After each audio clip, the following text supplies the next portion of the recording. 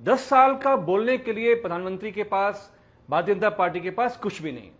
ये जो आंकड़े की बात हो रही है, जो भी ये इकोनॉमिक एडवाइजर हैं, आप जानती हैं कि आंकड़े हमेशा बहुत ही साइंटिफिक होते हैं और उसमें एक बहुत लंबी टीम काम करती है। इस देश में 125 करोड़ आबादी अगर हम मान लें तो हमें तो मालूम भी नहीं कि ये सर्वे कब बिठाया गया। बिहार के समाजवादियों ने एक कास्ट सर्वे जब बिठाया, उसमें भी हमें 1 साल तकरीबन लगा, जिसमें भी हमें लगता है कि कुछ कमी होगी। लेकिन ये कौन सी रिपोर्ट आ गई जिसके बारे में ना भारत सरकार को पता है, ना भारत के लोगों को पता है, ना भारत की मीडिया को पता है। अब अगर राष्ट्रीय परिवार स्वास्थ्य सर्वेक्षण की जो रिपोर्ट 2023 की है, उसमें कहा गया, भारत, उसमें डिस्कशन भी हुआ था हम सब लोगों का, आप लोगों से, कि भारत में जो प्रजनन दर है मुसलमानों में, वो बड़ी तेजी से मुस्लिम समाज में घटी है।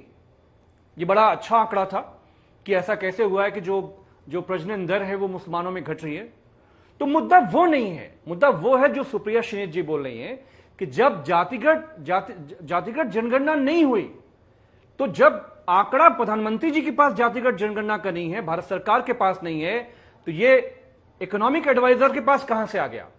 इकोनॉमिक एडवाइजर को यह नहीं मालूम कि इस देश में किसानी का, गरीबी का, मुफलिसी का, बेकारी का कैसे हमें रास्ता निकालना है, कैसे भारत को उससे निकालना है। इसी इकोनॉमिक एडवाइजर के नेतृत्व में इस देश के 80 करोड़ लोग 10 किलो राशनों पर लाइनों में लगने को मजबूर हैं। और यह इकोनॉमिक एडवाइजर कह रहा है कि मुसलमानों की आबादी कहां बढ़ गई।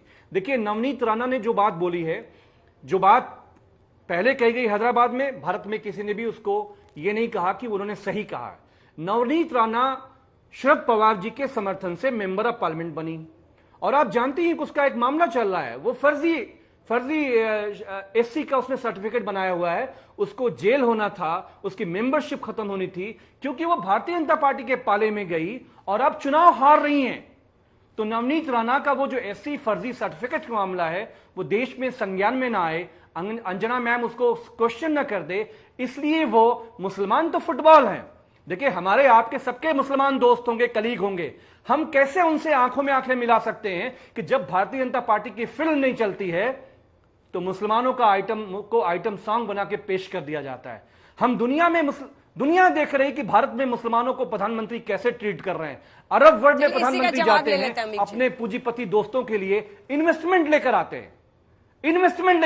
एक आखिरी बात, 10 सेकंड मैम, जब वो इन्वेस्टमेंट लेके आते हैं मुसलमानों से, चंदा लेकर आते हैं, तो उन्हें बड़ी खुशी होती है। लेकिन भारत के मुसलमानों के पीछे जिस तरह से प्रधानमंत्री भारतीय जनता पार्टी पड़ी है, यह दिखा रहा है कि डबल इंजन ने आत्मविश्वास खो दिया है। जनता के सवालों से भारतीय जनता पार्टी डर गई है, उसके पास कोई जवाब नहीं है। अभी गौरव भाटिया भी देखिए, एंटी मुसलमान बात बोली है, अब ये 5 घंटा बोलेंगे, लेकिन इनसे पूछो नौकरी क्यों नहीं मिली, जातिगत जनगणना क्यों नहीं हुई, एमएसपी क्यों नहीं दिया, क्यों इस देश में चरम की महंगाई है, इनका मुंह सिल जाएगा। अंजना जी अगर आपको जवाब दे दें तो मैं आपके चरण छू लूंगा।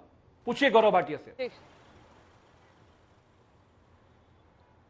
ठीक है, अमित जी की बातों का जवाब दीजिए गौरव जी। और जो बड़ी बात वो कह रहे हैं कि जब आपको डर लगता है कि फिल्म फ्लॉप हो जाएगी तो आप मुस्लिम्स का एक आइटम नंबर डाल देते हैं, फुटबॉल बनाए हैं उनको। देखिए, मुसलमानों को किसने फुटबॉल बनाया है, किसने ठगा है, मैं आपको बताता हूं, और समय मिलेगा तो अमीर जी की बात का भी उत्तर दे दूंगा नौकरियों पे। लेकिन आप ये बताइए, कांग्रेस पार्टी हो, सपा हो, टीएमसी हो, ये किसके सगे हैं? ये किसी के सगे नहीं है, सबको इन्होंने ठगा है। मैं आपको उदाहरण देता हूं, सच्चर कमेटी की रिपोर्ट, 8 साल आने के बाद कांग्रेस की यूपीए की सरकार थी, सपा हिस्सा रही यूपीए 2 में, क्या इन्होंने लागू करी सिफारिशें? नहीं, मुसलमानों को ठग लिया। अब कांग्रेस की प्रवक्ता चिल्ला चिल्ला के ओबीसी पे बात कर रही थी। मैं पूछता हूं, अगर ओबीसी समाज से इतना प्यार था तो ये बताओ, ओबीसी समाज के प्रधानमंत्री को गाली क्यों देते हो? ये बताओ कि एएमयू में और जामिया में आपने जो एससी एसटी ओबीसी आरक्षण था उसको खत्म क्यों किया? आज कहिए कि होना चाहिए। तीसरी बड़ी बात है, सबसे ज्यादा ओबीसी मंत्री, ओबीसी सांसद किसने दिए? भारतीय जनता पार्टी ने दिए। कांग्रेस की प्रवक्ता से एक बात जरूर कहूंगा मैं, एक बात जान लीजिए, जितना 7 फेजों में आपकी सीटें आएंगी ना, शायद डबल डिजिट भी क्रॉस ना हो। पहले फेज में उतनी सीटें भाजपा की आ जाएंगी, हम तो 370 प्लस बता रहे हैं। आप क्या कर रहे हैं? आप जो पूर्वी ठीक है, हमारे टाइम की भारतीय कमी हैं, है, उनको छोटा चीनी छोटा मुझे बता कमेंट रहे हैं, सबसे लेने साहब दीजिए। ये क्या सुप्रिया जी, दर्शाता है? आपसे शुरू ये करते देश हैं। को बांटना चाहते टाइम हैं। कम है अब गौरव जी प्लीज। ठीक है, ठीक है सुप्रिया जी, छोटा सा कमेंट 3 लाइन का। ठीक है, 3 लाइन का। नहीं 3 नहीं, थोड़ा टाइम दे दीजिए, ऐसी भी क्या नाराजगी। सिंपल सी बात पूछना चाहती हूं मैं, भारतीय जनता पार्टी आंकड़ों से खेलना चाहती है, चलिए आंकड़ों से खेलते हैं। 2000 हमेशा डेकेडल रेट ऑफ ग्रोथ देखा जाता है। मुसलमानों की आबादी 1950 से लेकर अभी तक 13 करोड़ 60 लाख बढ़ी है, हिंदुओं की 67 करोड़ 60 लाख बढ़ी है। क्या बातें करते हैं आप? आपने हिंदुओं के खिलाफ षड्यंत्र रचा है, उनको बेरोजगार बनाया है,